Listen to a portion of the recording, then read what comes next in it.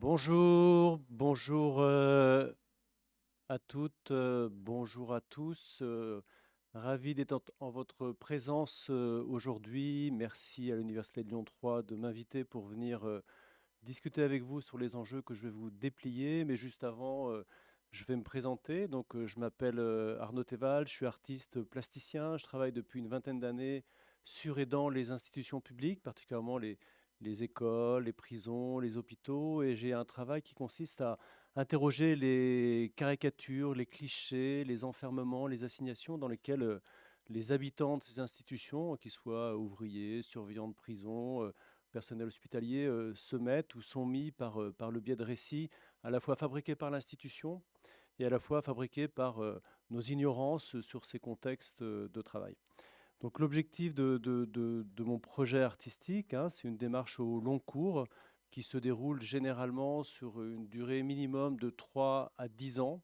Alors pourquoi le temps long? Parce que c'est un temps qui me permet de m'approprier les cultures professionnelles, de m'approprier les codes des environnements dans lesquels je travaille, tout bonnement pour éviter de dire des idioties sur ces contextes-là, car vous le savez comme moi, on est, il est assez facile de vivre une petite expérience et d'en faire un récit tonitruant sur le contexte dans lequel on travaille.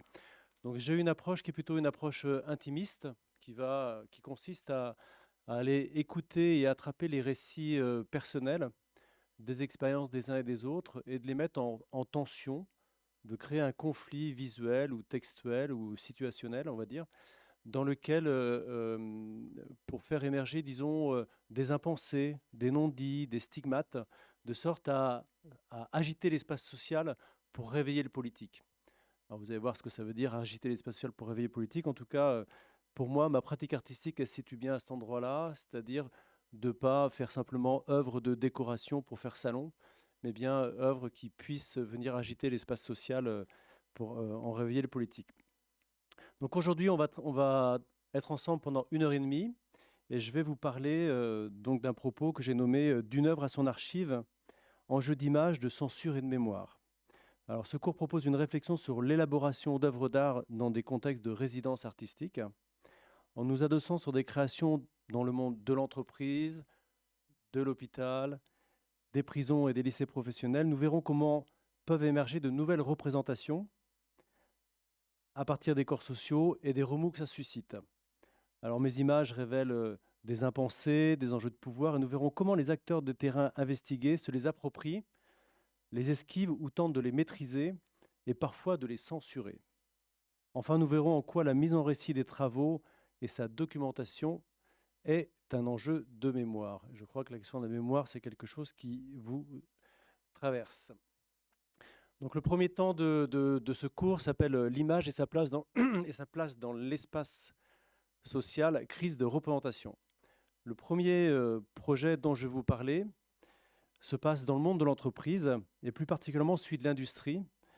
Vous savez que l'industrie contient une part de notre héritage politique et visuel des luttes sociales en lien avec l'histoire des villes et des bassins d'emploi.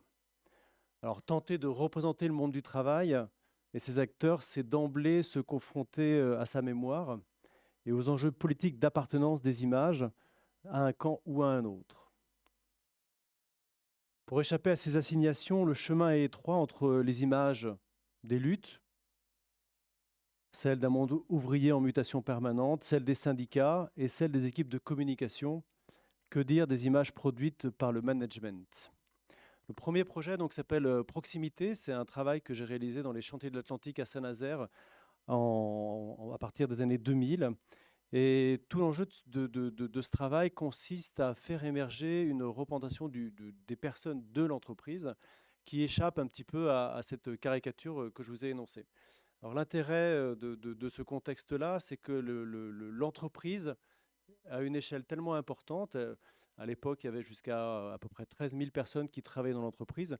Mais c'est une entreprise qui s'est, enfin pas de mais c'est une entreprise dont l'image est articulée en deux pôles. Disons que j'ai commencé mon travail en faisant une enquête de terrain. J'ai toujours moi une enquête de terrain, un peu à la manière d'un anthropologue ou d'un archéologue. L'idée est d'aller chercher des documents qui me permettent d'étayer et de réfléchir à une position.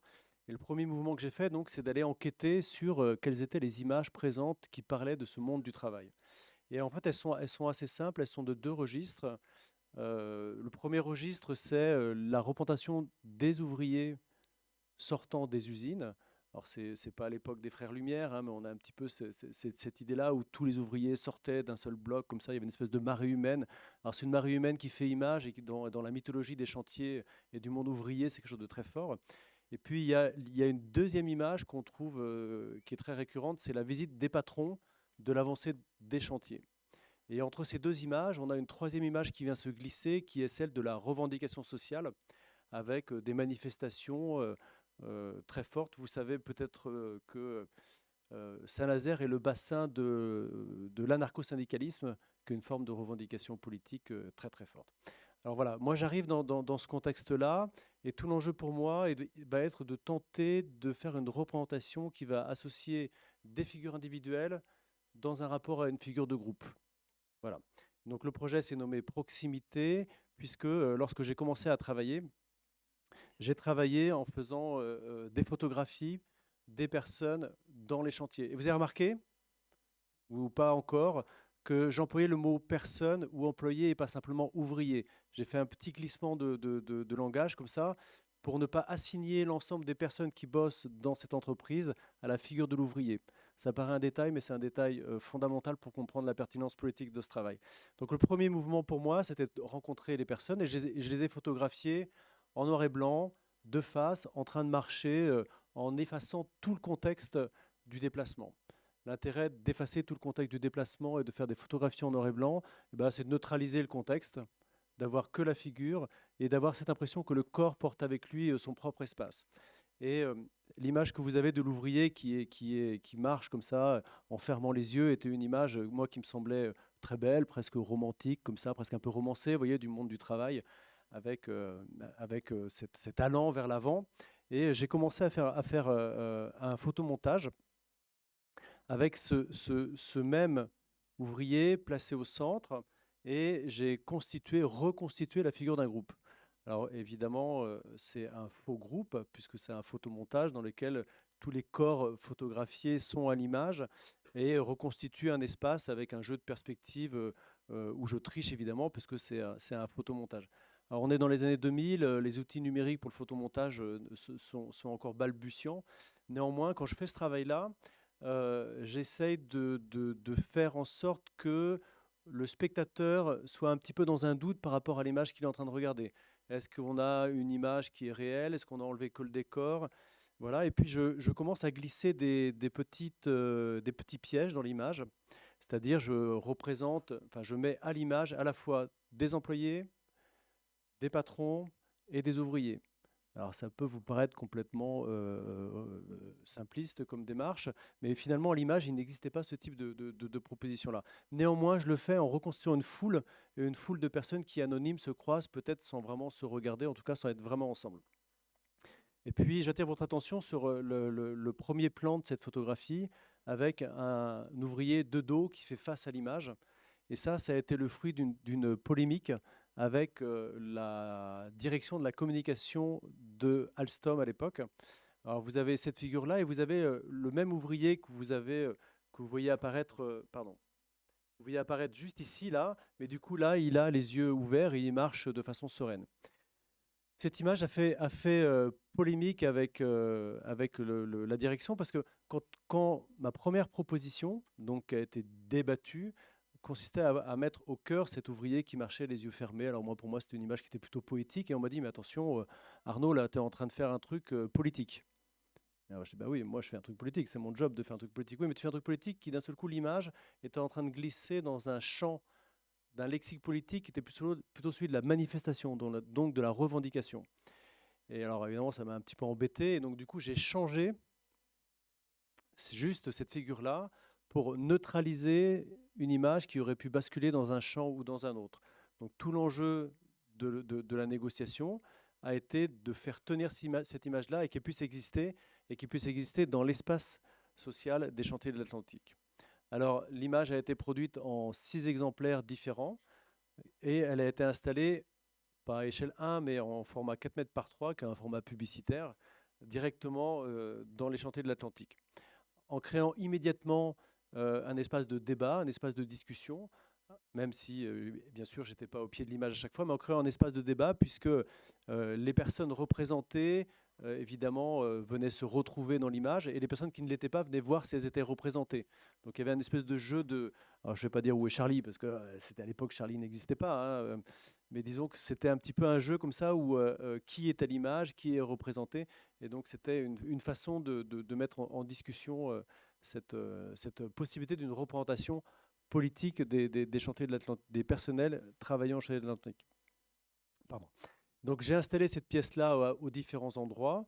Et à l'époque, l'usine était sur l'industrie était sur un immense terrain. Il y avait de multiples sorties, donc il fallait que l'image soit dupliquée. Et puis il y a eu le moment d'inauguration. Et au moment de l'inauguration, l'image a été cachée par un drapé comme ça. Et ça a été inauguré en grande pompe. Alors, ce qui était très intéressant, c'est qu'il y avait là presque un malentendu autour de l'objet artistique, hein, parce que était là le maire de la ville de Saint-Nazaire, la première élue à la culture, le responsable des RH des chantiers. Et c'était un moment qui était intéressant et un peu tendu. Alors, intéressant parce que réunir autant de représentants politiques sur un territoire dont l'enjeu est précisément l'emploi, et on sait à quel point il est important à Saint-Nazaire dans les chantiers. Et en même temps, il y avait une image qui posait problème, puisque cette image-là, elle était... Qu'est-ce que c'était que cette image-là? Ce n'était pas une image de communication, parce que la communication était hors de question qu'ils s'en servent pour les chantiers. Une image en noir et blanc qui représente l'entreprise, il n'en est pas possible, il n'en est pas question. On sent bien que c'est un photomontage, donc on sent bien qu'il y a une espèce de truchement comme ça par l'image qui vient gratter quelque chose de l'ordre du politique. Et l'image, et le journaliste d'ailleurs, c'est pour ça que je vous montre cette archive, le journaliste dit bien à quel point c'est à la fois un espace quotidien et dérangeant qui est mis à l'œuvre. Donc ce premier travail a été installé en 2001 et il est resté accroché pendant environ un certain nombre d'années. Et donc voilà une des images situées. Et puis quelques années plus tard, en 2019 exactement, une équipe de tournage fait un documentaire sur le bleu de travail et m'appelle pour en parler. Et à ce moment-là, on décide de retourner à Saint-Nazaire pour voir où en était l'œuvre. On est exactement 19 ans plus tard, à Più o Meno, 19 ans plus tard. Alors 19 ans plus tard, bien sûr, l'œuvre allait-elle être encore en place ou pas? La réponse est que l'œuvre n'était plus en place, mais on arrive avec donc les équipes de caméramans.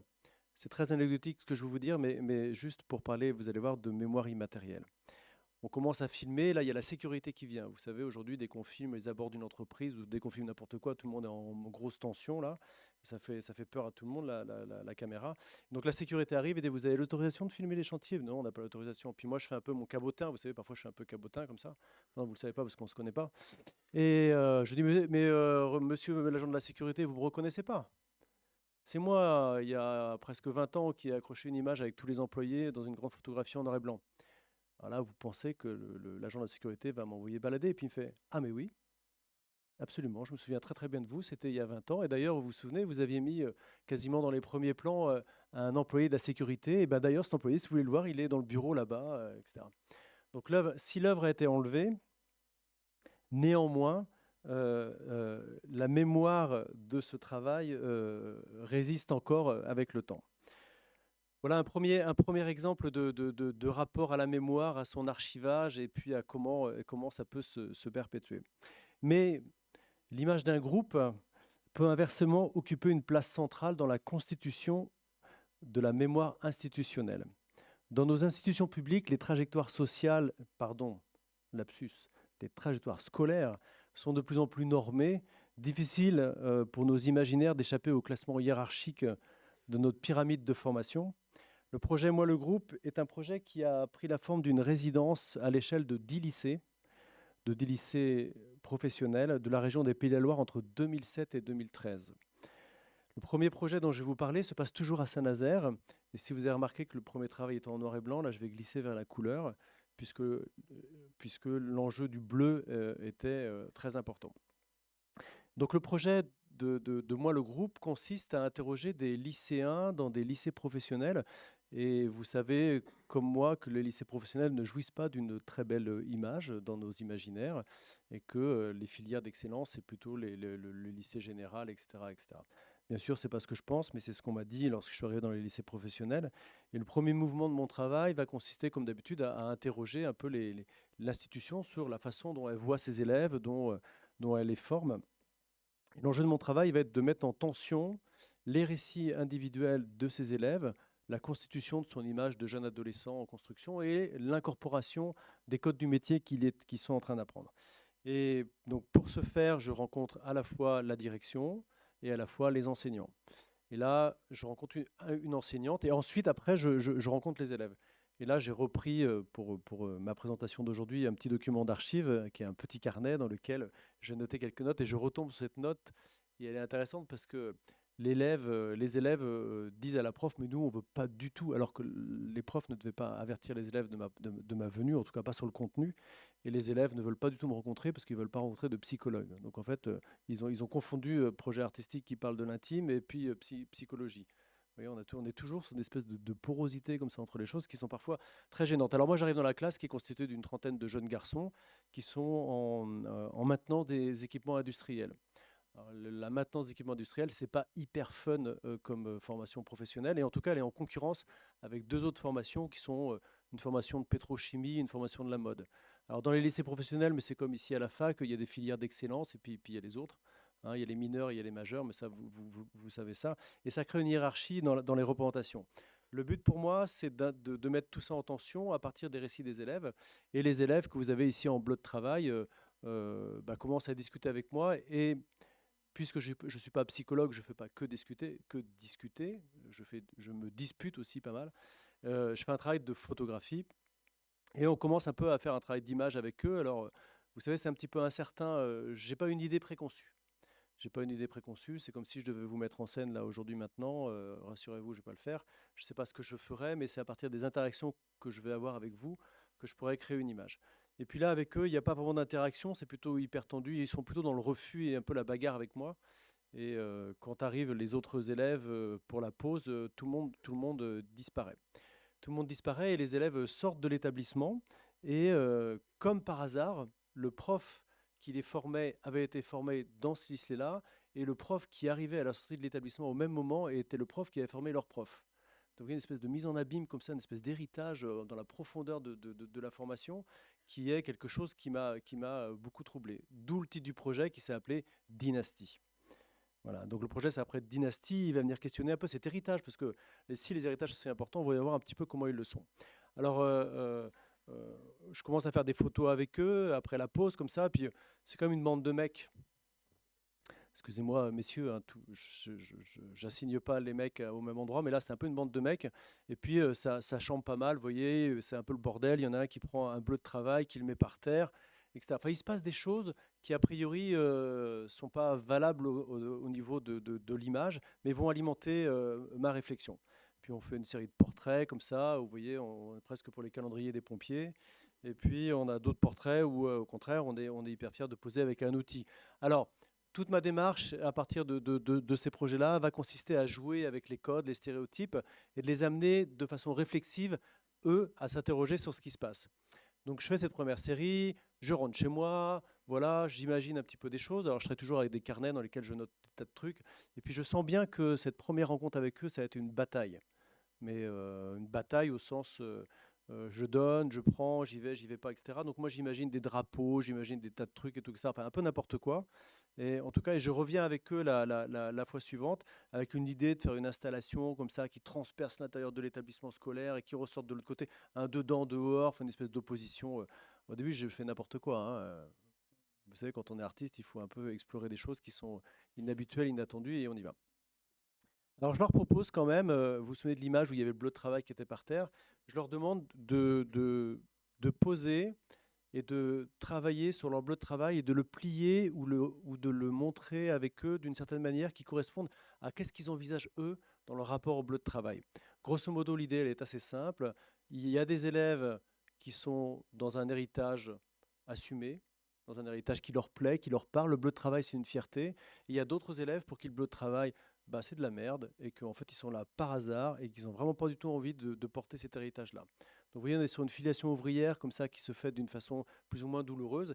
Et puis, pour jouer ce jeu, enfin, pour accentuer ce jeu des relations entre les individus du groupe, je leur demande de se frotter, enfin de se frotter, de se bousculer comme ça pour faire un jeu de figuration de face et de dos.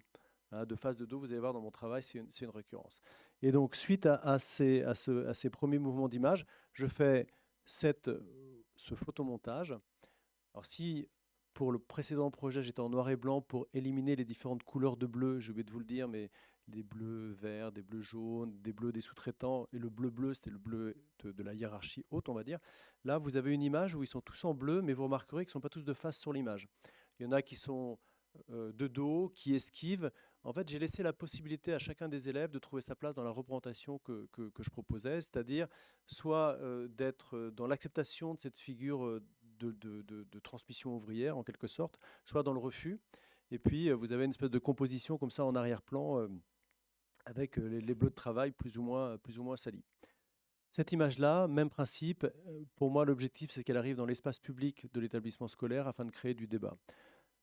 Ce qui m'intéresse, c'est de créer du dissensus, c'est de créer quelque chose qui va permettre un peu d'agiter l'espace social voilà, pour qu'on puisse en discuter. Donc j'installe l'œuvre directement dans le hall de l'établissement. Et puis là, un peu, c'est la honte, un peu, parce que d'un seul coup, voir l'image de soi accrochée au regard des autres élèves, alors du coup, tout le monde pouffe, ouais, la tête que t'as, machin, bidule, blabla. Donc c'est à la fois la honte, et puis d'un seul coup, une fois que la honte est passée et que c'est un petit peu écarté, eh ben, il y a à l'inverse un sentiment de fierté d'avoir fait apparaître à l'image une autre image de soi.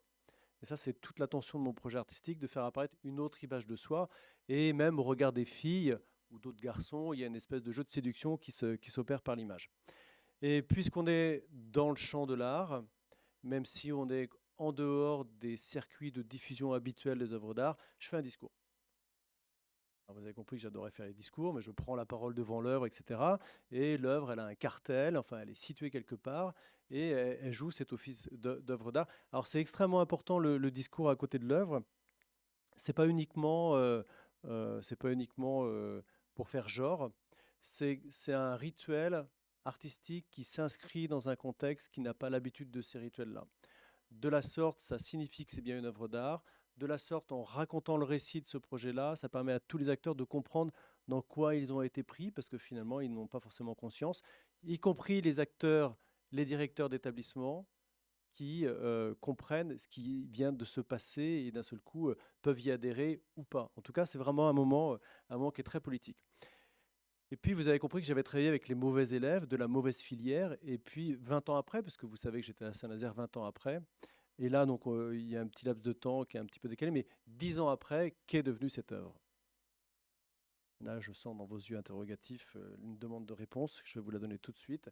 L'œuvre est toujours en place 10 ans après.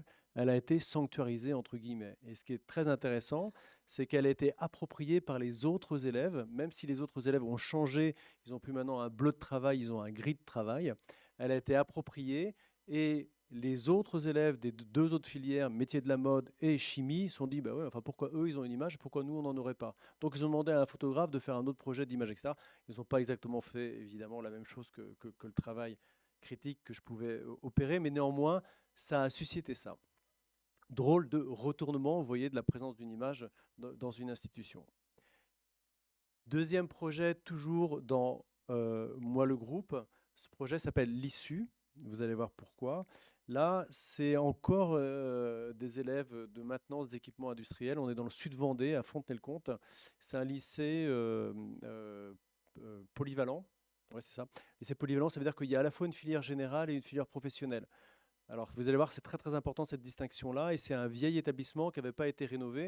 Et vous avez en bas à droite de l'image le vestiaire dans lequel les élèves viennent se changer. Même principe, je discute avec eux, on se raconte une histoire. Et puis ensuite, comme parfois ça marche pas beaucoup les discussions autour d'une table, je leur demande de me faire visiter leur établissement. Allez, visite touristique de votre établissement. Alors, on commence évidemment par... donc ça, c'est les notes que je prends, blabla. Alors, ça commence par le vestiaire, et puis je commence à faire des photos d'eux. Alors c'était un petit groupe, ils n'étaient pas très nombreux, mais c'était vraiment tendu, quoi. Vous pouvez imaginer, j'étais le tocard avec ses lunettes d'intellectuel qui venait leur parler de trucs qu'ils ne comprenaient pas, quoi. Je l'ai fait en caricaturant parce que c'est bien plus subtil que ça, mais néanmoins le rapport de force était là. Donc moi j'ai très très peu de temps pour créer une relation avec le groupe et je leur demande de se changer. Donc les gars, ils sont pas tous super contents de se changer, mais bon allez, ok, ils se changent. Alors ils changent, ça tire un peu, ils ont tous des jeans, enfin comme la plupart d'entre nous, ou des joggings. Et puis à ce moment-là en particulier du changement de tenue, vous voyez le changement, là on passe d'une tenue civile à une tenue professionnelle, ils gardent un bon moment leur basket à la main. Et je me dis, tiens, mais pourquoi vous gardez vos baskets à la main? Parce que les baskets, c'est des baskets. Ah, attendez, attendez, qui a des Nike, qui a des Adidas, qui a des blabli, blabla, je connais pas les marques d'aujourd'hui, enfin peu importe. Et ils sont là avec ces chaussures-là, je dis, mais écoutez les gars, super, gardez vos chaussures. Gardez vos chaussures parce que, et je leur dis parce qu'il me semble que vous avez là connecté les deux images que vous êtes en train de traverser. Et on décide justement de faire la promenade touristique dans l'établissement, dans le lycée professionnel, avec les baskets à la main.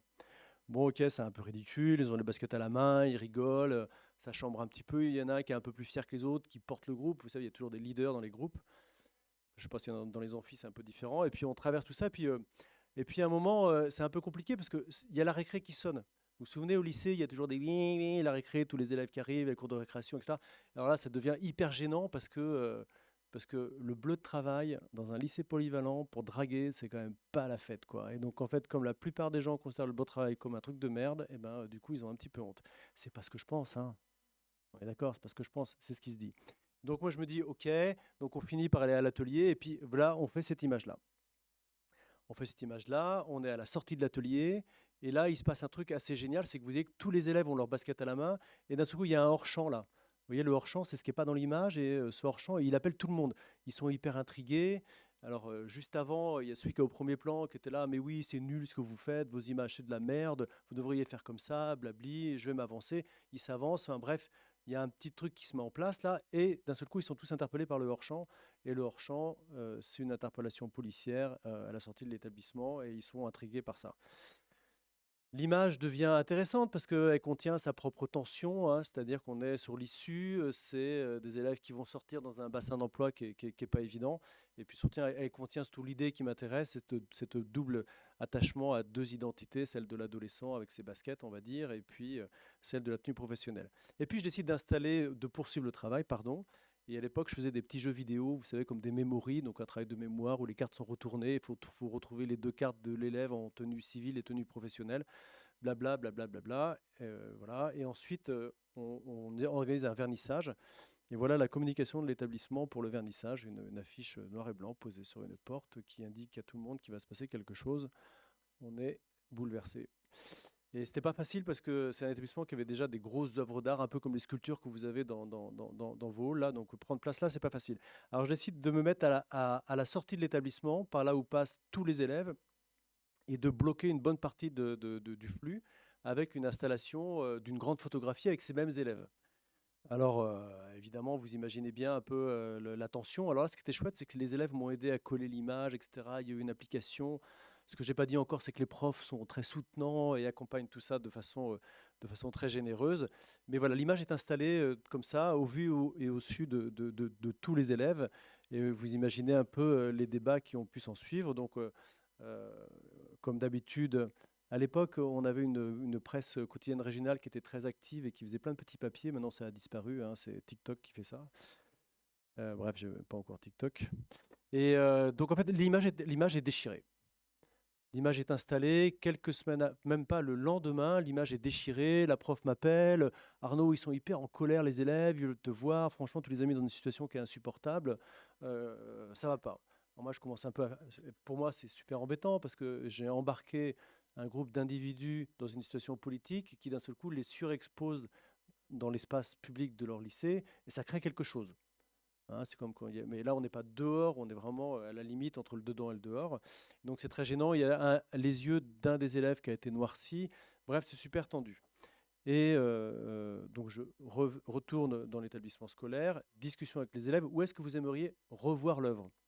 Hein, parce que l'idée, c'est pas d'en rester là. Vous savez, quand on laisse une œuvre d'art dans l'espace public dans un mauvais état, eh ben, c'est à la fois du mépris et pour l'œuvre et pour les personnes qui sont à l'image. Double mépris. Donc, il faut réagir. Alors, ils me disent, bah, on va la refaire. mais on va mettre des caméras de vidéosurveillance pour voir qui attaque l'œuvre. Ah non, les gars, on va pas faire ça, c'est pas possible.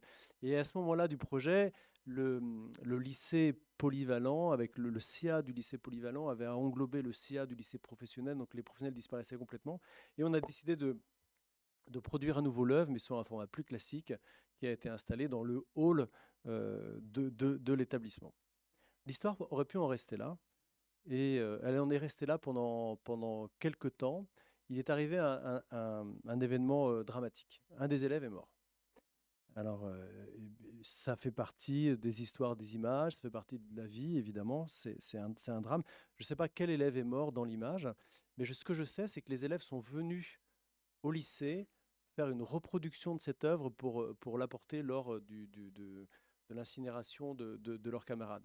Et vous voyez comment d'un seul coup, une œuvre d'art qui était une œuvre d'art polémique ou une représentation d'un groupe va rentrer dans une sphère tout autre.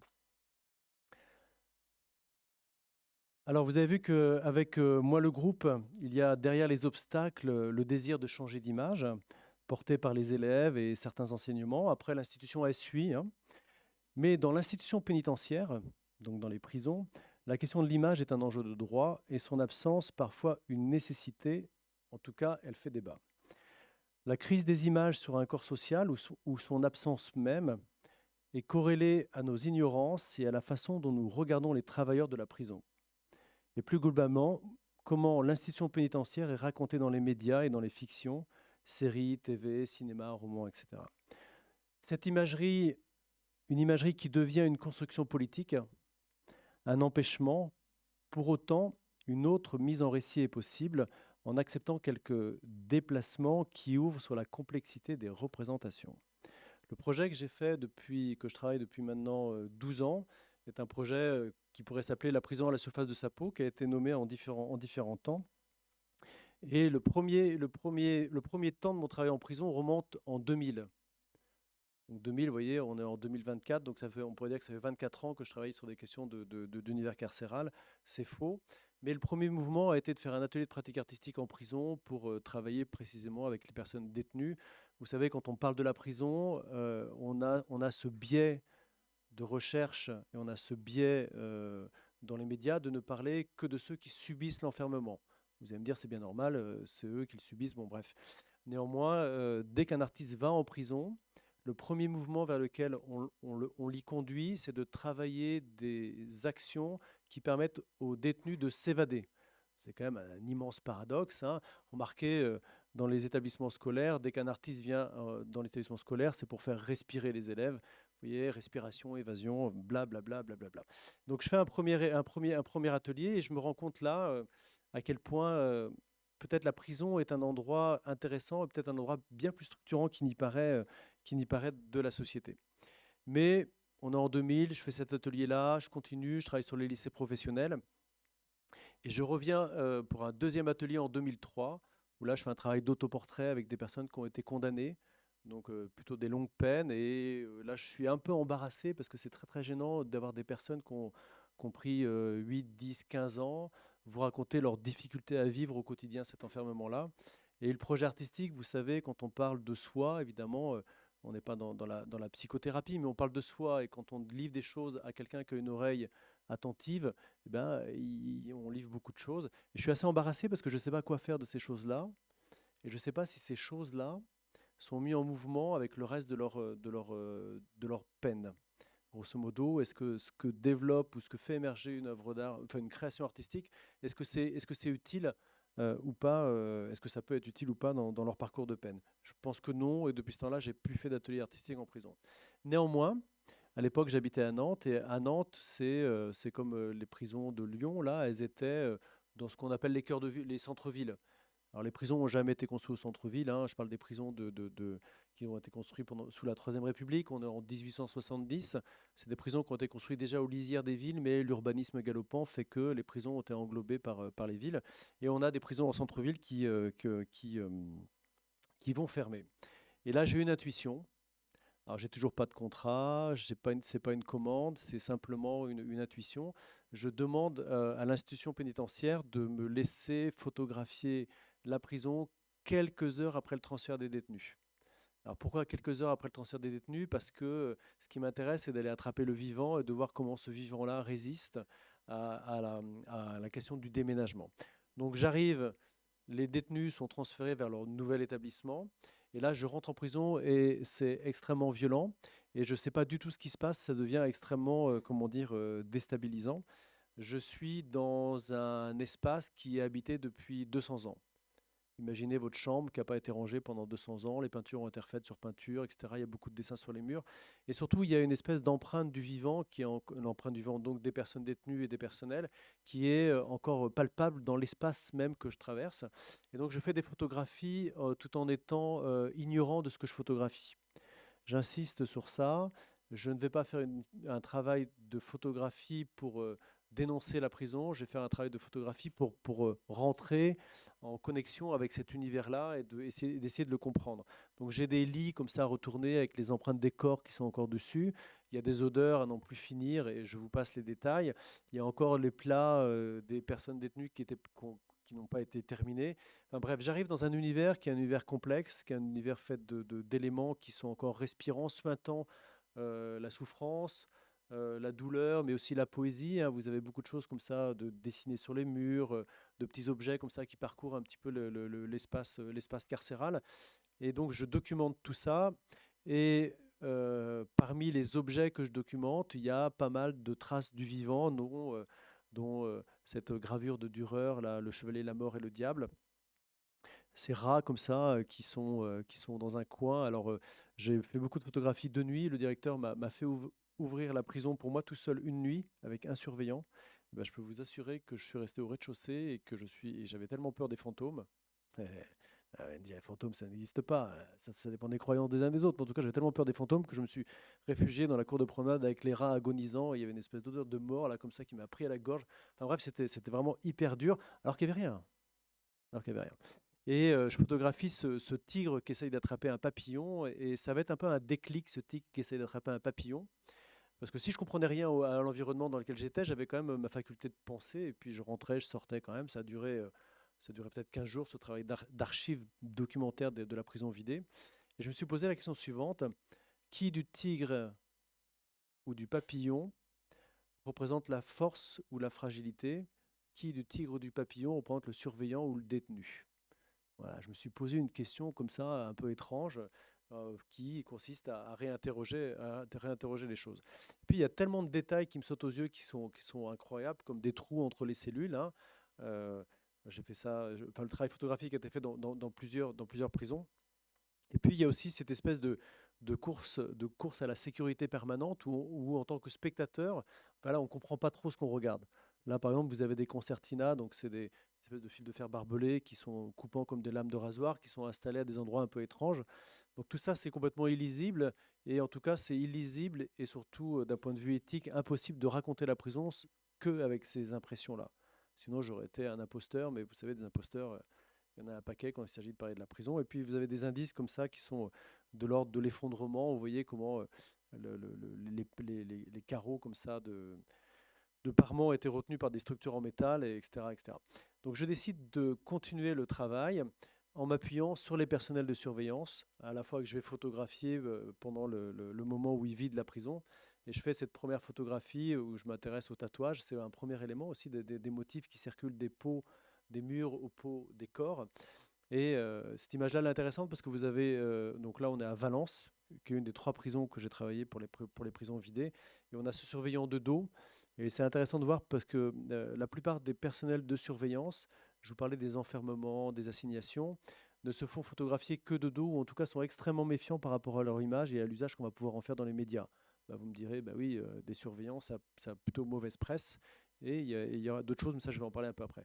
Cette image-là est intéressante parce que vous remarquerez la main droite de ce surveillant. Il a la main droite sur son Motorola. Et ce faisant, il nous signifie bien qu'il n'est pas un détenu de dos sur une coursive, mais qu'il est bien un personnel de surveillance, même s'il n'a pas le haut. Donc je décide d'aller dans les nouvelles prisons. Alors vous voyez un peu l'architecture des nouvelles prisons. Hein, elles sont plus colorées. Chaque détenu dans les maisons d'arrêt a une douche par cellule. Mais je ne suis pas là pour vous parler des conditions d'enfermement. Et donc le personnel me raconte l'histoire de ses expériences. et ça va me permettre de nourrir une réflexion sur les personnels de surveillance et d'aller construire mon projet sur comment devient-on personnel de surveillance.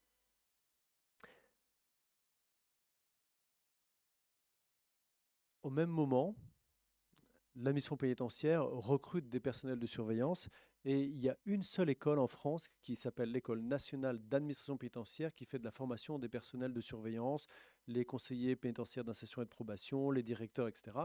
Et donc je décide d'aller dans cette école et de m'y installer pendant 4 ans. Donc pendant 4 ans, on a créé une résidence qui était une résidence au début complètement indéterminée, où un peu à l'instar de ce que j'ai fait pendant moi pour le projet Moi le groupe, eh bien, je vais réfléchir sur la formation des personnels de surveillance et comment les corps sont incorporés dans une institution. Pour cela, donc, je me rends à Agen, donc une ville entre Toulouse et Bordeaux. Et à Agen, donc, je vais y passer beaucoup de temps, mais beaucoup de temps à d'abord me documenter sur la culture professionnelle. Ça, c'est un élément qui est absolument essentiel pour éviter de dire des bêtises, je vous l'ai dit tout à l'heure. Et puis, vous remarquerez l'architecture des dortoirs, là, qui sont non sans rappeler la forme des miradors. Hein, vous voyez, c'est peut-être la petite architecture, là, je parle de celle-ci. Voilà. Et puis, vous avez à Agen un musée de la pénitentiaire dans lequel il y a tout un tas d'objets qui sont collectés, comme les couteaux réalisés par les détenus pour se défendre dans les cours de promenade, mais aussi potentiellement pour agresser les personnels de surveillance. Bon. Et vous avez tout un tas d'objets un petit peu mystérieux, comme ce savon coupé en deux pour introduire tout ce que vous voulez dans les prisons. Le deuxième jour, lorsqu'arrivent les personnels de surveillance, on leur remet un package avec leur uniforme, leurs chaussures, leurs sifflets, etc. Et c'est un moment qui est très fort parce que c'est leur premier moment où ils vont endosser l'uniforme. Ils vont donc être incorporés dans l'institution. Et à ce moment-là du projet, ils sont à peu près 900, c'est des très grosses promos. Je ne vais pas travailler avec 900 élèves, c'est pas possible. En tout cas, je ne vais pas pouvoir suivre les expériences de ces 900 élèves. On décide que j'allais travailler avec 5 groupes d'élèves. Et j'ai décidé, enfin non, je n'ai pas décidé, j'ai proposé que mon travail serait obligatoire. Donc en fait, il y a 5 groupes d'élèves qui vont avoir dans leur formation un artiste sur leur parcours. Donc évidemment, c'est absolument crispant parce que c'est pas prévu, c'est pas noté, c'est pas évalué, blablabli. Enfin, vous connaissez ça par cœur, les évaluations, les notes, et quand c'est pas noté, tout le monde s'en fout comme dans l'an 2000. Mais comment ça, un artiste qui va rencontrer du personnel de surveillance, c'est hyper tendu. Et ça a été passionnant. C'était passionnant parce que, évidemment, j'ai pu suivre le moment où on remet l'uniforme. Et puis moi, comme tout le monde, j'appelais ces personnels de la mission pénitentiaire des gardiens. Donc je fais une photo, vous avez un surveillant, enfin un gardien en train de mettre ses chaussures. Vous voyez un peu là ce que joue l'image, un petit peu, je m'amuse de ça. Et donc je suis tous ces moments-là. Et puis là, vous avez des personnes qui sont alors parfois d'anciens militaires, des personnes qui sont de revenus très modestes, qui décident d'accéder à la fonction publique parce que c'est le concours le plus facile d'accès, puis de faire ce métier-là parce que il en faut bien. Et donc je les suis et puis je décide avec eux de rejouer ce moment-là. Et je vais faire un travail de chorégraphie avec les élèves et on va rejouer le moment où les élèves surveillants et surveillantes mettent l'uniforme. Alors, c'est des images qu'on fait beaucoup débat. Parce que d'un seul coup, est-ce que c'est pas trop ridicule de montrer les personnels de surveillance en train de faire de la danse contemporaine, enfin faire danse contemporaine, guillemets, en tout cas d'avoir une gestuelle qui se répète. Enfin, j'étais vraiment dans cette idée de la chorégraphie. Et ce qui a été vraiment passionnant, et je vous prie de me croire, c'est que des personnes qui détestent l'art contemporain tout simplement parce qu'ils ne le connaissent pas, ou qui n'avaient pas du tout envie d'une rencontre avec un artiste, il y en a beaucoup, et ça a été la majorité, qui ont été très contents de la rencontre, comme moi j'étais content de cette rencontre-là. Ce que j'ai pas dit encore comme mot depuis que je parle, depuis un petit moment déjà, j'ai pas dit le mot altérité, et c'est le fondement évidemment de ma pratique artistique, cette dimension d'altérité, c'est-à-dire de me nourrir d'une expérience de l'autre et réciproquement. Donc ces images-là vont commencer à faire polémique parce qu'elles vont être installées au sein de l'École nationale d'administration pénitentiaire. Et d'un seul coup, un artiste venait agiter l'image même des surveillants. Et croyez-moi, ça a été quelque chose. Les élèves ont leur uniforme, ils passent 2-3 mois à faire du droit pénitentiaire, et ensuite ils font leur premier stage. Premier stage d'un élève surveillant, il faut vous imaginer, ils ont 22, 23, 24 ans, bon, à peu près vos âges.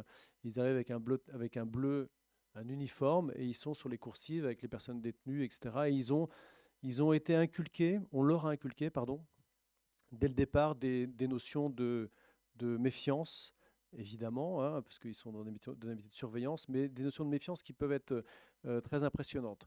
Premier exemple, je retrouve, et c'est comme ça que ça m'a permis de comprendre les images que j'avais réalisées, un contre-œilleton dans une cellule d'une personne détenue, et c'était à Beauvais.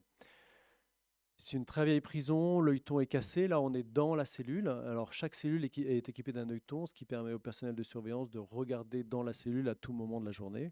Bon, il y a des rondes, il y a des moments qui sont c'est un peu calculé tout ça. Et parfois souvent les détenus font des contre-œilletons, c'est-à-dire ils bougent l'œilleton ou ils organisent quelque chose, là en l'occurrence avec une fourchette. Et vous remarquerez bien que l'œilleton n'est pas protégé par un petit bout de verre, donc on peut éventuellement se faire crever l'œil. Donc ça, c'est des choses qui sont hyper violentes, qui sont tout de suite dans l'imaginaire, enfin pas dans l'imaginaire, dans le réel de ces jeunes surveillants qui font ces premiers stages-là. Et donc les élèves font leur stage et ils reviennent ensuite à l'école pour débriefer les stages. Et moi, je me glisse dans un moment de débriefing de ces stages-là. Et ce qui est assez passionnant à ce moment-là, c'est qu'il raconte des choses qui sont habituelles. Ah oui, tu veux prendre un coup de fourchette, oui, tu veux prendre de l'huile bouillante sur la gueule quand on tout, oui, on peut t'envoyer des excréments à la figure, oui, oui, oui, oui. En fait, tout ça, c'est à la fois hyper violent, mais c'est intégré en quelque sorte. Sauf que, évidemment, quand on est jeune et en formation, ce type d'éléments, c'est quand même extrêmement violent et ils ne sont pas forcément à ce point-là pris en compte par l'institution.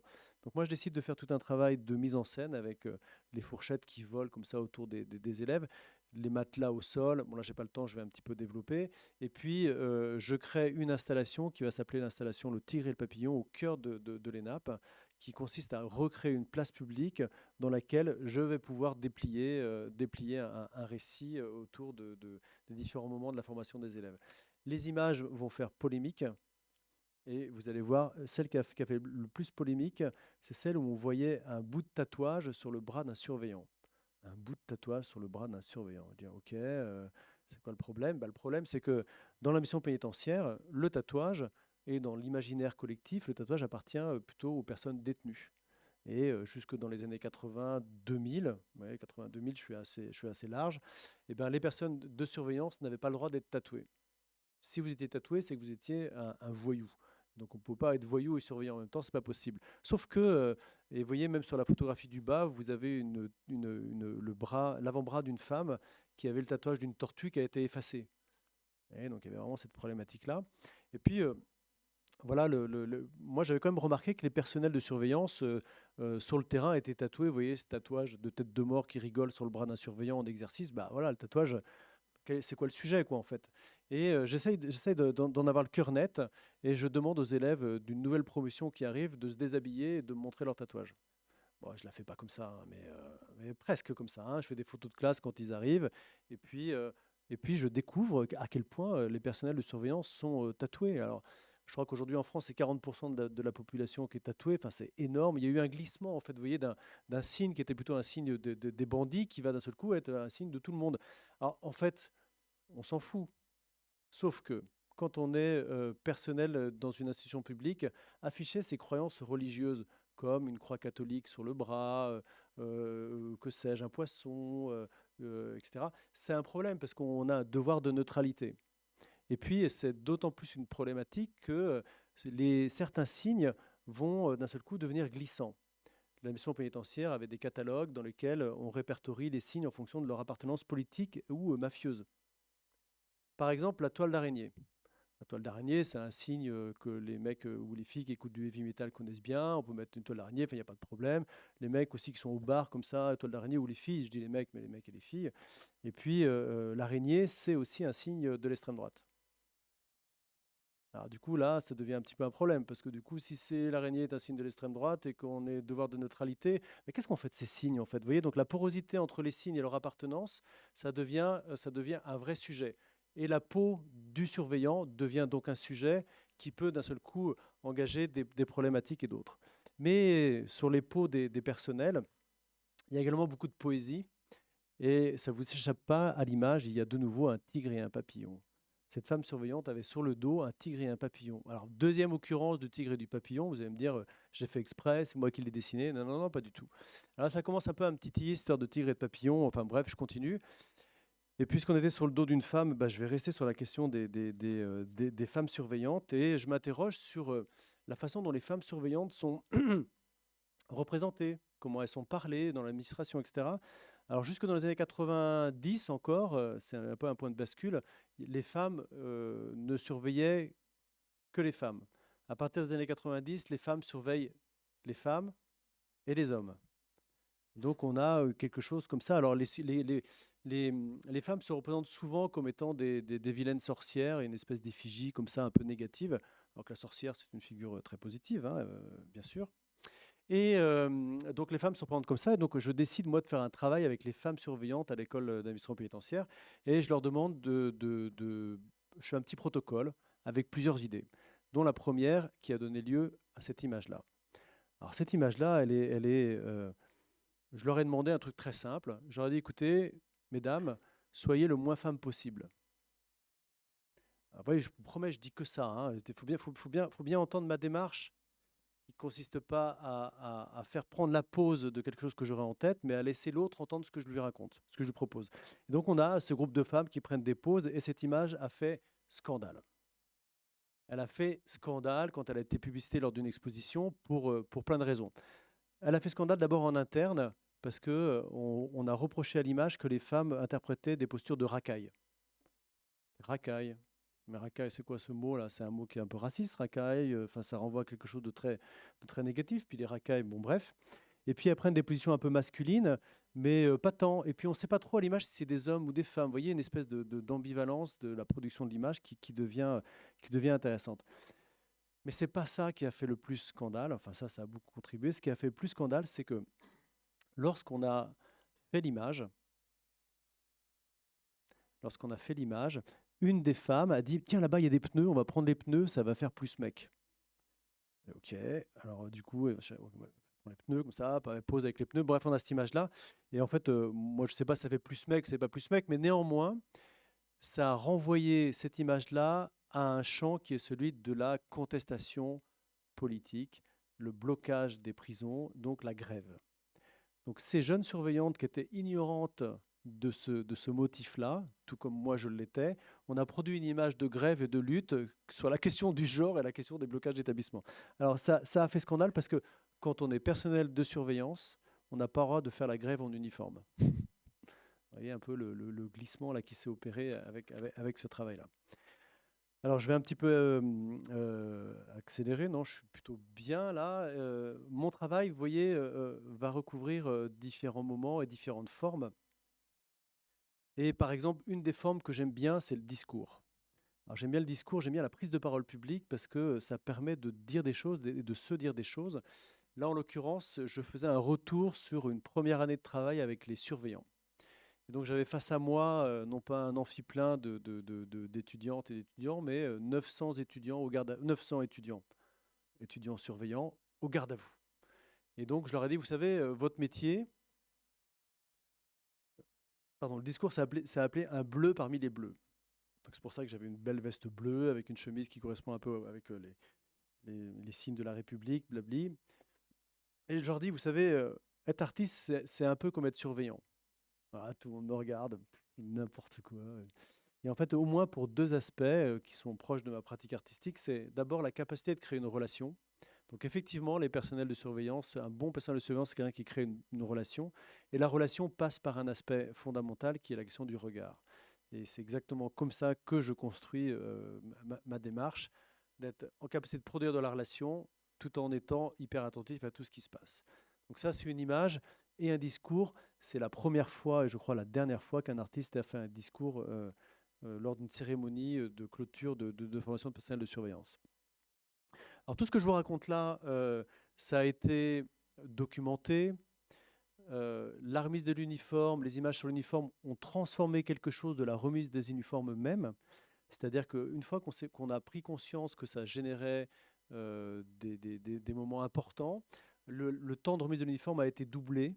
Et il y a eu des petits moments symboliques qui ont été installés. On a vu la directrice de la mission pénitentiaire venir à la remise des uniformes. Donc vous voyez, encore une fois, quand on fait émerger quelque chose, ça génère ça. Et surtout, on a nommé la place Le Tigre et le Papillon. Donc on a une place maintenant à l'ENAP qui s'appelle la place Le Tigre et le Papillon. Et alors ça a permis de faire la une du journal interne avec ces images-là. Donc toutes les prisons de France, maintenant, ils me connaissent pour étant celui qui fait poser les surveillants à côté de leur pompe. Bon, après, j'ai retravaillé ça un peu quand même, hein. Et puis, j'ai eu une convention qui est aussi un très beau document d'archives où je pense que je suis le seul artiste en France à avoir jamais eu une convention entre une directrice d'admission pénitentiaire et, euh, et une personne en nom propre. Donc ce projet-là a continué et j'ai poursuivi mon interrogation du contexte pénitentiaire, mon interrogation sur le vivant dans les nouvelles prisons. Alors vous savez, peut-être pas, mais les nouvelles prisons maintenant, vous les voyez plus pour une raison toute simple, c'est qu'elles sont construites aux périphéries de la ville. Elles sont construites sur d'anciens terrains militaires, d'anciens marécages qui ont été asséchés pour des questions foncières et donc pour des questions de budget, mais pas que aussi, hein, c'est parce que ça permet d'avoir des établissements plus grands, avec une conception architecturale un petit peu différente, avec des bâtiments séparés. Bref, j'arrive dans une prison qui s'appelle à Draguignan, et là je vais m'intéresser à comment les personnels arrivent dans un établissement vide, mais en attente des personnes détenues. Donc j'y passe un sacré moment. Voilà le premier détenu qui arrive en prison. Je vois des jardins potagers monter. Alors, on n'a pas tellement d'images comme ça des prisons avec des jardins potagers, avec des activités. Je vois les insectes. Et puis d'un coup, les personnels, je crée une relation avec les personnels et d'un coup, ils acceptent de poser de face. Et puis plus ça va, donc j'y suis resté 3 ans et plus ça va, évidemment, plus le vivant s'installe. Et c'est une prison qui a été construite au milieu d'une forêt. Vous avez tout autour la forêt. Alors quand vous avez la forêt tout autour, vous avez à la fois les odeurs de la forêt, mais vous avez que les animaux qui commencent à apparaître. Puis les animaux, ils reviennent sur le territoire qu'on leur a volé, hein, vous savez. Alors devant la prison, vous aviez des sangliers qui venaient le soir. Dans les glacis autour de la prison, vous avez des renards. Vous dites, mais de quoi il me parle? Il parle de prison, mais d'un seul coup, il parle des renards qu'il y a derrière. Enfin, de quoi il cause? Et ben précisément, c'est ça qui m'a intéressé. C'est d'un seul coup comment le vivant s'installe et comment la prison, qui est censée être un objet complètement hermétique, va devenir poreuse pardon, à toutes ces formes du vivant. Voilà quelques indices, et puis on se rend compte qu'il y a des gros lézards comme ça qui apparaissent et qui naviguent un peu. Ouais, c'est incroyable, hein. Bien sûr, cette image-là est fausse, vous avez cru le temps de la voir, c'était un animal naturalisé. Et en effet, je suis venu travailler la prison avec des animaux naturalisés que j'ai empruntés aux chasseurs du Var pour aller au bout d'un dispositif absurde. Alors évidemment, rassurez-vous, je suis pas pro-chasse ou anti-chasse, je m'en fous comme de l'an 2000. Ce qui m'intéresse, c'est de créer des images dans lesquelles la relation au vivant va être questionnée par l'image même. Alors imaginez un beau jour où je débarque avec ces animaux naturalisés dans la prison. Alors tout le monde me tombe dessus. Ouais, c'est dégueulasse de tuer des animaux. Alors moi, j'ai tué personne, etc. Mais je m'intéresse à ça et d'un seul coup, je vais mettre en scène les récits des personnels, c'est-à-dire ce qu'ils ont vécu, entendu, etc. Et je vais commencer à enforester la prison. À enforester la prison, c'est une référence à un philosophe qui s'appelle Baptiste Morizot, qui lui-même s'appuie sur des récits comme ça. L'idée, c'est de prendre la prison et de la déplacer un petit peu de l'image qu'elle a et de travailler donc avec les personnels à des mises en scène. Des personnels, et puis juste après, avec des personnes détenues sur des animaux et des oiseaux de leur choix. Alors, ce chemin faisant, évidemment, tout le monde sait que les animaux sont naturalisés quand je les amène au moment de faire l'image. Mais à partir du moment où je fais une photographie d'un animal naturalisé dans un contexte professionnel et que c'est une photographie, qui peut dire si l'animal il est vivant ou si l'animal il est mort? Donc d'un seul coup, il y a une espèce de troupe que vient jouer et que permet précisément l'outil photographique, c'est de jouer ce doute-là. Et donc en jouant ce doute-là, j'étais jusqu'au bout, même principe que dans les lycées, même principe que dans les entreprises. J'ai transformé la prison en musée, point d'interrogation. Hein.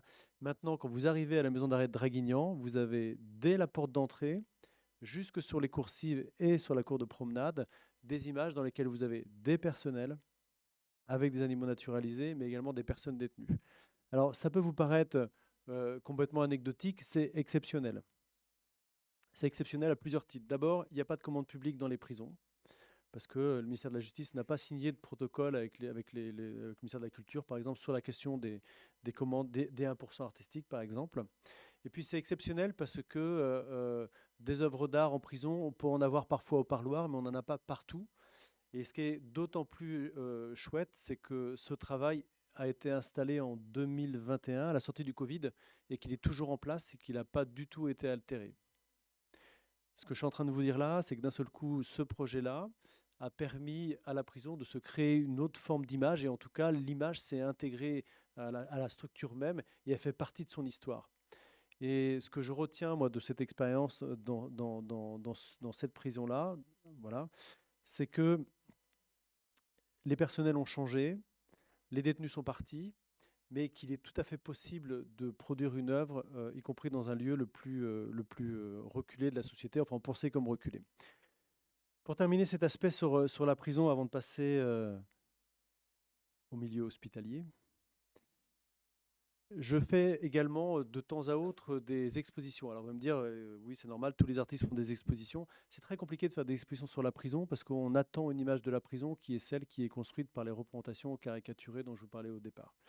Et c'est très compliqué de mettre en récit une autre façon de faire parler la prison par l'expérience de ces acteurs. Mais à chaque fois, c'est un combat politique que d'amener par le dissensus à la complexité et d'amener les interlocuteurs et les spectateurs de l'univers carcéral à penser que d'autres types d'images sont possibles, même si on aimerait qu'elles ne le soient pas. Pour finir, car c'est ma dernière image, lorsque j'ai travaillé donc à l'ENAP, vous voyez, j'avais produit une première image avec des lieutenants. Les lieutenants, ils avaient un vêtement bleu ciel et c'est une image donc, qui est intéressante. Et un des lieutenants qui était contre mon travail, que j'ai retrouvé à Draguignan, d'ailleurs, a été très, très accompagnant pour le projet. Et de nouveau, vous avez sur le mur en bas là une photographie des conseillers pénitentiaires d'insertion et de probation qui étaient jaloux de ne pas être à l'image et qui ont également réclamé leur propre image. Donc ce qui est drôle, c'est qu'au fil du temps, dans les institutions, il y a un besoin d'image comme ça qui apparaît. Et vous avez en bas un cahier qui est, alors là j'en ai fait un document, mais sur lequel une personne se plaint d'un enjeu de sécurité sur la place du tigre et du papillon. C'est que d'un seul coup, l'œuvre d'art, par le nom même de la place, va s'infiltrer dans un quotidien, quitte à devenir un objet de repère spatial dans un cahier de doléances. Alors, si la prison est un lieu de tous les possibles, l'institution hospitalière semble plus hésitante sur la possibilité même d'y travailler les représentations. L'hôpital paraît plus ouvert à la société, mais les territoires du contrôle sont nombreux, inattendus et bien sûr, ce sont des terrains de lutte. La question de l'image y demeure un enjeu de pouvoir et de crainte. La peur première est celle de la réception d'images au contenu non maîtrisé. Mais existe-t-il des images au contenu maîtrisé ? Dans cette institution, l'art est d'emblée un objet conflictuel, une bonne nouvelle, mais au service de quoi ? Le projet s'appelle le Blanc Maquillage. Il a duré de 2017 à 2012 et c'est une résidence indéterminée. C'est-à-dire, quand je démarre un projet, je n'ai pas d'intention architecturale, de design ou de photographie. Enfin, photographie si souvent, mais je n'ai pas une destination. Et là, c'est un hôpital de lutte contre le cancer. Donc c'est un lieu qui est très douloureux, hein, parce que vous savez comment le cancer impacte notre société. C'est un lieu très douloureux parce que viennent s'y mêler des espoirs, du désespoir et bien sûr la mort. Je dis bien sûr la mort, sauf que la question de la mort dans un lieu de lutte contre le cancer, c'est presque tabou de parler de la mort parce que l'objectif d'un lieu de lutte contre le cancer, c'est précisément de lutter contre la mort. Et le premier mouvement que je fais, c'est de visiter l'ensemble de l'établissement et de pouvoir comme ça être en connexion avec différents lieux. Et le cœur de l'établissement historique est juste à côté d'un lieu qu'on a appelé le dépositoire. Alors, le dépositoire, voilà un nom terrible comme ça, qui dit ce qu'il dit. C'est là où on va déposer les corps morts avant de les envoyer vers une autre destination qui peut être le cimetière, le crématoire. Ouais, il n'y a que deux destinations physiques possibles. Et donc, je rentre dans ce lieu-là, et puis c'est un endroit qui est hyper dérangeant physiquement. Et je rencontre un homme merveilleux qui est un infirmier qui fait la toilette des morts, en fait, et qui les maquille, etc. Enfin, je rencontre ça, puis après, je rencontre des infirmiers qui me parlent de leur relation, de la difficulté qu'ils ont à faire face à ça. Vous savez, quand on est dans un environnement où la mort, elle est quand même très présente, c'est très compliqué.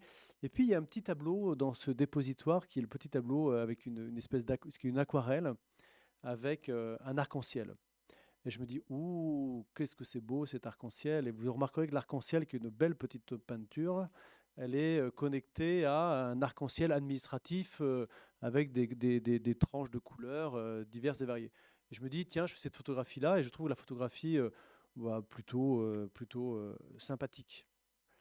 Mais je suis bien ignorant pour la trouver sympathique. Et j'écris un premier texte et j'envoie ce premier texte à 3 médecins. Dans ce premier texte, je raconte mes impressions et ma déambulation dans l'hôpital, ma rencontre avec les personnels de soins, etc. Et puis, je mets les pieds dans le plat en disant que peut-être que tout le récit hospitalier des médecins, c'est une illusion et que finalement, on ne sait pas trop comment faire pour soigner le cancer. Enfin, finalement, je prends ce que j'entends, j'écris ce qu'on me dit. Évidemment, je le fais de façon un peu synthétique et dans l'objectif de créer un débat. Donc, ils réagissent à mon écriture et ils disent oh, mais non, là, tu ne peux pas dire ça, non, là, tu exagères, etc. Enfin, bref, je photographie ces documents-là et je fais une première pièce qui va être installée dans l'espace du musée. Lapsus, dans l'espace, j'en fais beaucoup aujourd'hui, hein, dans l'espace de l'hôpital. Et vous voyez, donc j'ai choisi de mettre les trois textes agrandis en grand format et la photographie de la petite peinture d'aquarelle, etc. Je me dis, voilà, je mets les deux ensemble, ça va faire un combo plutôt sympa. Eh bien, figurez-vous que ce travail-là a immédiatement été censuré. J'ai jamais été censuré dans les prisons. Premier travail dans cet hôpital-là, censure. L'œuvre est décrochée, aucune explication. Et là, on est exactement 2 heures avant le débat public qui était entre midi et 2. L'œuvre est donc décrochée. Les lettres que j'avais écrites et accrochées en grand sont retournées. Et d'autres photographies que vous avez en bas, qui étaient des œuvres réalisées dans un autre hôpital, qui étaient faites pour créer une relation, enfin, qui étaient présentées ici pour créer une relation entre moi et la communauté hospitalière, sont grimées avec des post-it. Et je me dis, waouh, là, on est sur un moment qui est hyper tendu, et surtout, je ne comprends pas pourquoi ce moment est hyper tendu. Le débat a lieu, et le directeur de l'hôpital ne dit rien. Personne ne dit rien. On fait le débat sous l'œuvre qui était manquante, et je ne m'offusque pas, pour l'instant. Et donc voilà, il y a des articles dans la presse, etc. Et j'envoie un courrier au directeur de l'hôpital en me disant, mais pourquoi donc avez-vous censuré cette œuvre-là? Pourquoi donc avez-vous censuré cette œuvre-là sans me tenir au courant, etc. Et alors, quand on zoome un petit peu sur le contenu de la photographie que j'ai fait avec cette belle petite aquarelle, etc., apparaît en beaucoup plus grand les lignes que vous pouvez peut-être lire derrière moi. Vous ne pouvez pas les lire, alors je vais les lire pour vous. Et ça raconte que je vous tiens à vous informer qu'au-delà du 3e jour d'accueil du défunt, dans la chambre mortuaire, il est appliqué un tarif de prestation de 45,75 € par jour. Alors, vous n'êtes pas choqué? Non, bah moi non plus, je n'étais pas choqué. Bah voilà, je fais ça fait partie du paysage, et le paysage, il parle de la mort, et puis la mort, ça a un coût. Ah, là, peut-être, là, il y a un petit truc qui commence un peu à gratter, quoi. Et donc, en effet, le directeur me dit, mais ceci ne s'expose pas. En fait, cette phrase-là avait heurté certaines personnes dans l'hôpital. Et donc, ceci ne s'expose pas, donc on n'en parle pas. Donc, il me renvoie ce courrier-là, et moi je dis, OK, ceci ne s'expose pas comme ça. Donc, je fais quelque chose qui est de l'ordre d'un caviardage. C'est que j'efface au blanco toutes les lignes du courrier qui faisaient partie de leur paysage. Je l'efface comme ça, et puis je remonte l'œuvre, et puis je décide de représenter l'œuvre à nouveau avec un nouveau débat qui s'est appelé Crépitement pour ce coup-là, où j'ai mis un médecin au fond du trou parce qu'il y avait un énorme chantier au même moment, qui était un médecin qui pataugeait dans la boue, voilà, qui racontait un peu ce moment un peu de difficulté que connaissent les personnels hospitaliers. Ça passe, ça passe. Bon, ce que je dis pas, enfin si je vais vous le dire, il y a un des 2 directeurs qui part à la retraite, un nouveau qui arrive, plus jeune, avec d'autres visions managériales, mais je ne vais pas développer cet aspect-là des choses. Et donc du coup, on continue quand même à travailler. Et puis, je décide de raconter les choses. Alors si vous avez vu dans un premier temps des photographies, je décide de passer à l'écrit, parce qu'il y a des choses qui ne se photographient pas. Et donc je commence tout un travail d'écrit avec des couleurs, orange malentendu, noir grisaille, etc., où je raconte les différents moments du projet qui est en train d'émerger. Et là, mes affiches sont déchirées. Mes affiches sont déchirées, elles ne plaisent pas à quelqu'un, mais je ne sais pas à qui elles ne plaisent pas. En tout cas, elles ne plaisent pas. Donc là, dans ce moment du travail, soit on décide de partir, soit on décide de continuer. Évidemment, dans un contexte avec autant d'hostilité, je trouve que c'est intéressant d'y poursuivre mon travail. Et j'ai décidé d'y poursuivre mon travail avec une entrée qui était liée à la guerre. Alors, vous allez me dire que j'y vais fort, mais en fait, pas tant. En fait, souvent, la notion de guerre, elle apparaît notamment dans le premier texte, où on dit souvent que quand quelqu'un meurt de façon, après avoir combattu, parce qu'on meurt en combattant, hein, c'est un peu dans les figures un peu de notre histoire occidentale en tout cas, il est mort debout. On dit qu'il est mort debout, bref. Et puis j'enquête pas mal aussi sur le rapport qu'ont les médecins avec le vocabulaire. Et on se rend compte que l'hôpital a un vocabulaire qui est très guerrier. Et puis on est dans un lieu de lutte contre le cancer, et puis vous avez les premières images que vous avez là derrière moi, où vous avez donc des Saint-Georges terrassant le dragon. Donc Saint-Georges, représenté sur un cheval. Bah, je me dis, bah, tiens, moi je vais continuer cette veine-là et je vais créer un événement visuel avec un cheval à l'hôpital.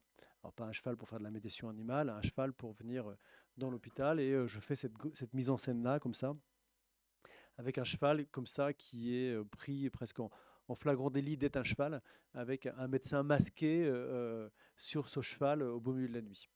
Alors j'ai pris pour modèle une femme, hein, pour décaler un petit peu, parce que finalement ne sont représentés de façon héroïque que les hommes et très peu les femmes, donc on joue le décalage. Et puis petit à petit dans le projet, vous voyez, d'une censure, d'une violence, d'une incompréhension, on va continuer le rapport de force, mais le rapport de force va être déplacé, c'est-à-dire que le conflit, s'il existe, permet d'aller attraper des éléments qui vont être dépassés. Et précisément, là où on a réussi à dépasser les choses, c'est que à ce moment-là de la vie de l'hôpital, il y avait un grand chantier avec un nouveau bâtiment qui apparaissait, d'où le trou que vous avez vu avec le médecin au fond du trou.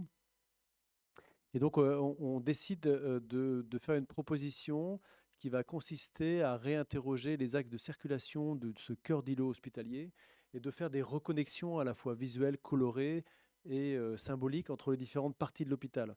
C'est-à-dire que le dépositoire que vous avez vu tout au fond, le cœur de l'hôpital et ses circulations, on va décider de les transformer et de les articuler les unes par rapport aux autres. Donc d'un lieu tabou à un lieu mis au cœur du dispositif, on va essayer de travailler ça. Donc je m'associe à un collectif d'architectes qui s'appelle Cancan, et on réussit à proposer à l'Institut une forme de commande publique. Donc vous voyez, la commande publique, elle n'émane pas d'un projet initial, il émerge du terrain, en l'occurrence, même si ce terrain a été chahuté. Donc là, vous avez quelques représentations avant les travaux du projet, avec des coupes, une élévation et puis un plan. Et donc là, l'idée, voilà, c'est d'articuler les différentes parties avec des éléments très colorés. Parce que finalement, pourquoi ne pas tenter la couleur à l'hôpital autre qu'un aplat orange, un aplat vert? D'ailleurs, ceci dit en passant, les hôpitaux, les collèges, les lycées et les prisons, c'est le même principe coloré, hein. Vous avez des aplats verts avec des coursives, des aplats verts, bleus, machin. Enfin, c'est pas très original, mais là, il s'agissait de produire une œuvre sur mesure avec des enjeux d'image qui permettaient de venir faire glisser des petits éléments. Et puis, sur cette question du design, on sait, bon, j'ai continué à travailler, j'ai continué à travailler avec la personne du dépositoire. Et je le photographie un jour où il va remettre des affaires à une des familles d'une personne défunte. Et en fait, ils remettent aux familles les affaires dans des sacs poubelles. Donc en fait, enfin, moi, ça m'a complètement choqué en fait. Mais à l'échelle d'une institution et à l'échelle d'un mouvement d'une institution, bah, c'est un impensé, et c'est un impensé qui est ultra violent. Enfin, moi, je considère que c'est ultra violent. En tout cas, c'est un manque de respect. Donc, en continuant à travailler les choses, ils ont un tout petit peu bougé. Alors, ils n'ont pas complètement designé les sacs. Ils ont acheté des sacs Kraft. Peu importe. Donc, on continue à travailler. Et il y a un autre moment qui va être l'avant-dernier moment un peu tendu du projet, qui va s'appeler Blanc Champagne, qui est le mariage à l'hôpital. Excusez-moi, là, je termine un peu ma conférence quasiment aujourd'hui avec des thèmes un petit peu lourds comme ça, mais c'est quand même des thèmes qui ont été passionnants. Et tout à l'heure, je vous ai dit que je ne savais pas qui avait déchiré les affiches. On pense savoir que c'est plutôt du côté des représentations des personnels qu'il y a eu un déchirement des affiches. Là, je vais me trouver en conflit avec plutôt du personnel, plutôt les psys en fait, qui vont me reprocher de mettre en lumière quelque chose dont on ne parle pas non plus, qui est le mariage à l'hôpital en fin de vie. Vous savez, il y a des personnes qui décident de se marier alors pour des questions d'héritage, pour des questions d'amour aussi, tout simplement. Enfin, c'est plutôt pour des questions administratives en réalité. Et donc, il y a des mariages qui s'opèrent et donc, c'est des mariages qui se passent comme ça de façon un peu discrète. Et il y a une problématique éthique qui est apparue, qui a vraiment été passionnante. C'est les infirmiers et les infirmières quand ils sont aux soins de ces personnes en fin de vie et que ces personnes en fin de vie n'ont plus personne dans leur entourage pour devenir témoins, demandent aux infirmiers ou aux infirmiers de devenir témoins de leur mariage. Alors, ça paraît absolument banal, sauf que quand on est un personnel de soins, dire non à quelqu'un qu'on est en train de soigner, est-ce que c'est possible ou est-ce que c'est pas possible? Est-ce qu'on a la possibilité de dire non ou pas? Alors la réponse, elle est que bah, l'institution va dire, bah, ça dépend de la personne, c'est son libre arbitre. En vérité, c'est un peu plus compliqué que ça, néanmoins, parce que quand on est dans un métier avec une tenue professionnelle, est-ce qu'on peut dire oui en son propre nom, sachant que quand on devient témoin, eh ben, est-ce qu'on va à l'enterrement de la personne lorsqu'elle décède quelques semaines plus tard? Bref, c'est un sujet qui est un sujet de débat, qui est un sujet éthique, qui a été porté au comité éthique suite à l'œuvre, mais l'œuvre n'a jamais été installée. L'œuvre n'a jamais été installée, c'est-à-dire la fiche blanche champagne, parce qu'on m'a reproché d'associer l'image de la mort avec l'image du mariage. Alors après, on peut débattre, hein, mariage, la mort, etc. C'est une autre question. En tout cas, ça m'a été reproché. Néanmoins, parce qu'il y a toujours une fin heureuse dans mes histoires. Alors ça, c'était pour plaisanter, hein, on va voir si vous suiviez un petit peu à la fin heureuse. Néanmoins, désormais, les mariages ne se font plus en catimini. Et il y a également des cérémonies avec des photographies des mariés dans la cour de l'hôpital. Ça existe sur la place publique. Vous voyez, à chaque fois, l'incidence du projet artistique, comme ça, va permettre quelques déplacements des uns et des autres.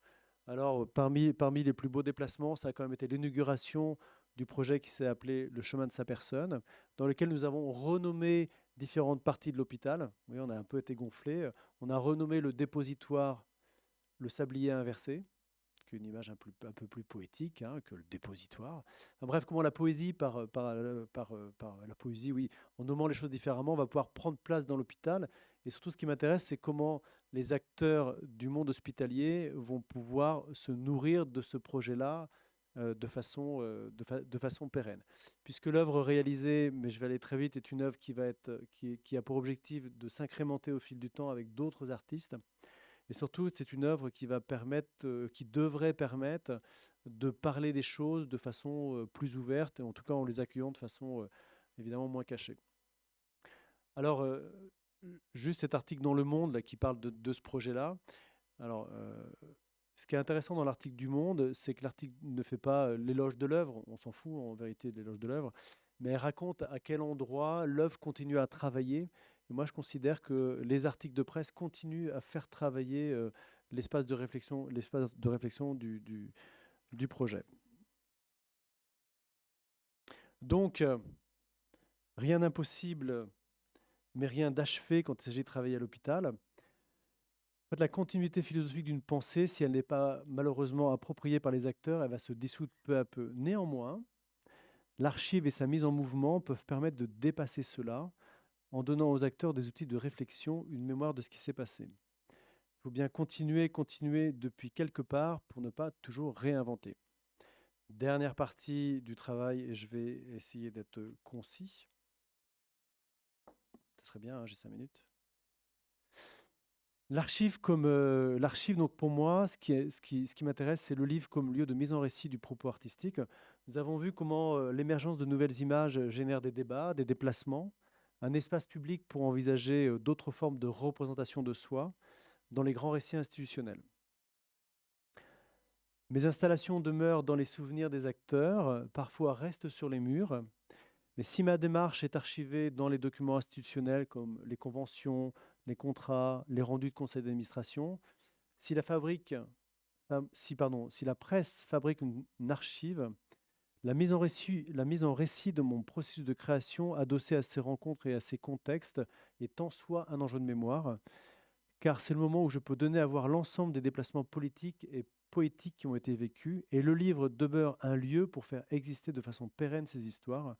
Il est remis à tous les habitants des institutions partenaires et chaque livre est une forme plastique qui me permet de tenter quelque chose. Par exemple, ça c'est le projet à proximité. Vous voyez, je tentais un rapport d'échelle. Ça c'est le projet Moi le groupe qui a été travaillé sous forme de roman photo qui permet de placer toutes les images et de reconfigurer un petit peu les récits. Ça, c'est le projet Invisible. J'en ai pas parlé aujourd'hui, mais c'est un projet qui a été travaillé dans les quartiers nord de Nantes et qui a impliqué plus de 300 personnes. Ça, c'est un livre qui est un livre objet qui a été remis à toutes les personnes. Donc là, vous avez une inauguration d'un livre, voilà, avec un deuxième livre qui s'appelait Invisible 2007-2013, Journal de l'œuvre, dans lequel je reviens sur tous les moments de l'œuvre qui sont des moments fragmentaires. Alors la conférence, et aujourd'hui ça ne vous aura pas échappé que c'est une conférence qui est filmée, cette conférence constitue aussi une archive de mon travail. Donc voilà, ça permet un petit peu d'emboîter les choses et que la façon dont on en parle continue à faire exister les objets et des années et des années et des années après. Idem pour la prison et l'idiot. Donc tous les récits des personnels que j'ai pu entendre sur les prisons vidées, etc. Bon, vous avez compris que l'idiot, c'était moi, hein, parce que bien sûr, c'est vrai. Je n'ai pas beaucoup d'arguments. Voilà, Le Tigre et le Papillon. Alors, Le Tigre et le Papillon, ça, c'est un ouvrage qui a été tiré à un tirage assez fort. Et ce qui est très important pour moi, c'est que ces livres-là, évidemment, existent comme une archive du travail. Ça documente une démarche artistique, mais surtout, c'est un moyen de revenir vers les acteurs en leur offrant les livres. Alors, évidemment, ce n'est pas moi qui les paye, hein, c'est des montages financiers. Tous les projets que vous avez vus sont financés par des institutions publiques, jamais par le privé, parce que ce type de démarche n'intéresse malheureusement pas le privé. Et donc, c'est des bouquins qui sont ensuite, qui permettent aux acteurs de comprendre tout le dispositif artistique dans lequel ils ont été impliqués. Hôpital Cherchenor, c'est le travail sur l'hôpital. Et voilà, donc vous avez quelques images de mes projets et des livres situés dans les environnements. Voilà. Alors pour moi, vous avez compris que le livre est un objet de transmission, un objet d'archive, un objet de mémoire. Il en est une autre qui est importante, mais qui est plus volatile, mais qui est quand même intéressante, c'est les archives numériques. Donc par exemple, moi j'ai un site internet qui s'appelle arnaudteval.com. Peut-être que je vous inviterai à y aller pour répondre aux questions du cours, parce que je vais vous poser des questions du cours, rassurez-vous, pas aujourd'hui. Et voilà, mais après, Internet, c'est encore un petit peu autre chose. Alors, en termes de conclusion, et j'y suis, mémoire et institution, une conclusion comme un commencement. Alors, nous avons observé des enjeux d'image via ces quelques exemples de mes travaux, comment une œuvre constituée de fragments issus de différents moments se fabrique, agite l'espace social en questionnant les assignations et les enfermements, et produit des déplacements chez les uns et chez les autres, et chez moi aussi, bien évidemment. Je ne ressors pas le même quand je rentre en prison ou à l'hôpital. Évidemment, ça me fait bouger sur mes représentations et sur qui je suis en tant que tel.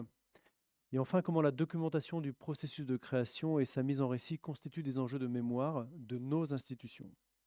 Qui sait, une forme contemporaine de patrimoine. Mais alors, qu'est-ce qui fait mémoire dans une institution? Qui accumule et qui fabrique de l'archive? Qui contrôle cette archive? Comment interroger ces mécanismes institués? Eh bien, ces questions-là, figurez-vous que je me les pose ici dans ma résidence à Lyon 3. Car je suis en résidence avec un projet qui s'appelle Trou de mémoire. Et ma démarche de chercheur, qui prend la forme d'entretien sur les souvenirs individuels, peuvent-ils constituer une matière historique pour alimenter le récit officiel de l'université? Grosso modo, est-ce qu'un regard artistique peut-il permettre de faire émerger des points clés, des stigmates ou des impensés de la constitution d'une mémoire? Une œuvre peut-elle alimenter la mémoire malgré sa dimension totalement subjective? Et vous, est-ce que vous êtes prêt à partager vos fragments de vie ici, de votre parcours et de vos histoires, de celles qui enrichiraient Lyon 3? Je vous remercie de votre attention et si vous avez des questions, je suis ouvert à toutes les questions, sauf si vous avez des cours en toute urgence, mais merci de votre attention.